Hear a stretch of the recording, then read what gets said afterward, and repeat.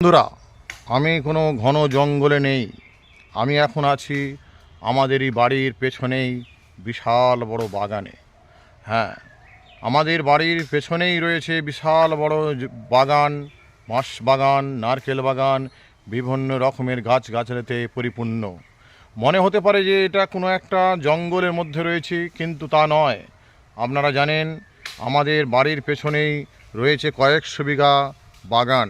বাগান মানে বনে জঙ্গলে পরিপূর্ণ, বাঁশঝাড় এবং বিভিন্ন রকমের গাছগাছালিতে পরিপূর্ণ।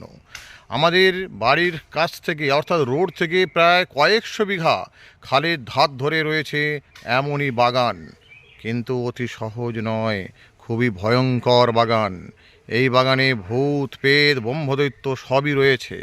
লোক আতঙ্কের সঙ্গে এই বাগানে প্রবেশ করে।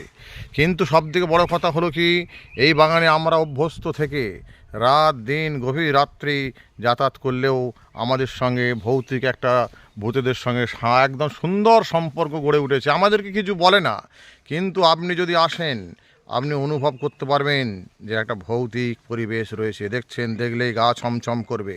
দেখতে পাচ্ছেন সেই দূরে বাঁশ বিক্রি হচ্ছে, বাঁশ কাটছে। দেখতে পাচ্ছেন চারিদিকে শুধু ঘন অন্ধকারের মতো বনে পরিপূর্ণ রয়েছে, বাঁশঝাড় আর বাঁশঝাড়। একদম কয়েকশো বিঘা শুধু এমন রয়েছে। প্রত্যেকেরই যে যার সম্পত্তি, প্রত্যেকেই কিন্তু এইরূপভাবে আপনার বাগান করে, বাগান বললে ভুল হবে, এই জন্য জঙ্গল, ভয়ঙ্কর জঙ্গল হয়ে রয়েছে। কিন্তু সবথেকে বড় কথা হলো এটাই, এই জঙ্গলের মধ্যেই আমরা বসবাস করি। আপনারা যারা দূরে আছেন দেখুন, রাতভিতে ভিডিওটা দেখবেন না, দেখলে আপনাদের হয়তো ভয় লাগতে পারে।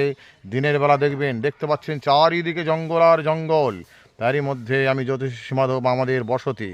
আপনারা যারা দূরে আছেন ভিডিওটা দয়া করে আপনারা রাত্রেবেলা দেখবেন না, দেখলেই গা ছমছম করবে। চারিদিকে ভৌতিক পরিবেশ, ভূতের একটা আস্তানা, এর মধ্যেই আমরা বসবাস করি। আমি জ্যোতিষ সীমাধব এখন গ্রামের বাড়িতে আছি, আপনাদেরকে সেই দৃশ্যই দেখাচ্ছি।